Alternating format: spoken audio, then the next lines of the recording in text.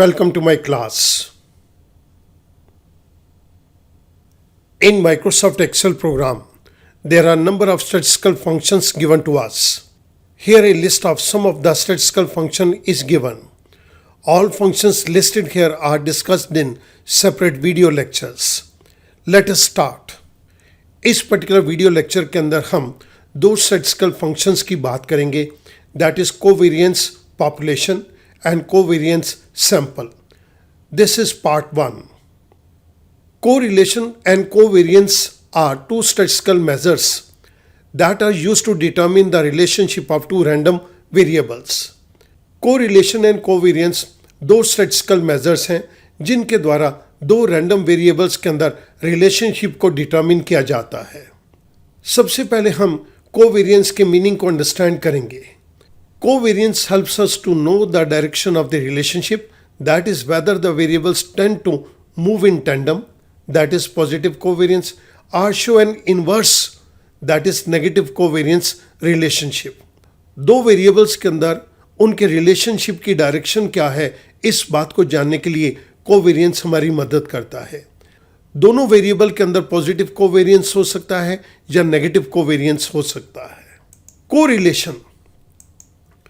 On the other hand, correlation measures the strength of the relationship between the two variables. दो variables के अंदर ये relationship weak है या strong है, इस बात को जानने के लिए हमारे को correlation statistical measure इसकी मदद करता है.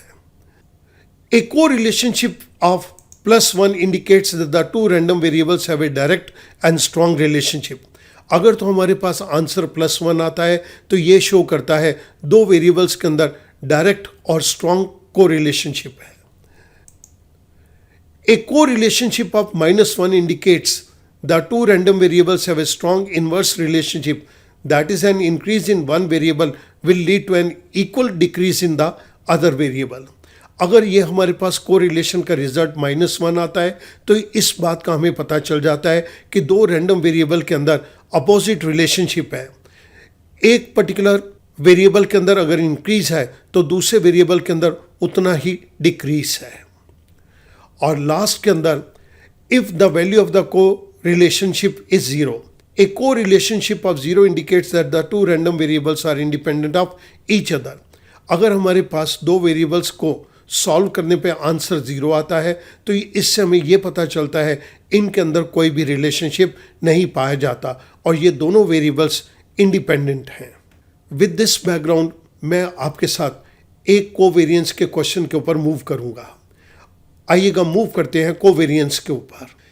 यहाँ पर हमारे पास कोवेरिएंस के दो फंक्शंस दिए गए हैं. Covariance dot P, this is covariance dot population. इसके अंदर दो आर्गुमेंट्स हैं, एरे 1 एंड एरे 2. सिमिलरली हमारे पास सेकेंड फंक्शन है covariance dot S, that refers to sample. इसके अंदर भी दो आर्गुमेंट्स हैं, एरे 1 एंड एरे 2. मैं आपके सामने इन दोनों फंक्शंस को नीचे इंप्लीमेंट करूंगा. इसके लिए हमने एक छोटे से स्ट्रक्चर को डिज़ाइन कर दिया है जिसके अंदर हमें एक टेबल दी गई है और इस टेबल के अंदर हमारे पास 3 कॉलम्स हैं. The first one is serial number, second one is temperature in Celsius and is sale of air conditioners. आप इस जगह के ऊपर देख सकते हैं जैसे जैसे टेम्परेचर बढ़ रहा है वैसे वैसे एयर कंडीशनर की सेल भी बढ़ती जा रही है. हम इन दोनों वेरिएबल्स के अंदर रिलेशनशिप को डेवलप करना चाहते हैं. इसके लिए मैं सबसे पहले आपके सामने कोवेरिएंस के फंक्शन को टेकअप करूंगा. इस जगह के ऊपर मैं कोवेरिएंस पॉपुलेशन का फंक्शन टेकअप कर रहा हूं. Covariance dot P parenthesis start.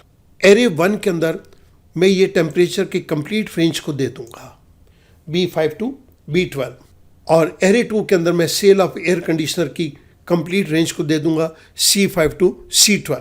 I close parenthesis, I press enter. मेरे पास यहां पर एक वैल्यू आ गई 2178.125.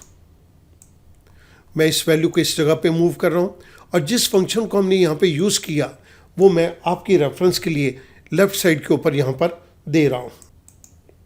सिमिलरली अब मैं कोवेरिएंस सैंपल को कैलकुलेट करूंगा.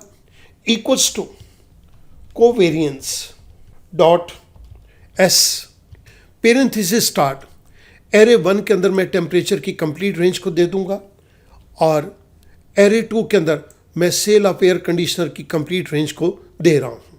पेरेंथेसिस क्लोज, आई प्रेस एंटर।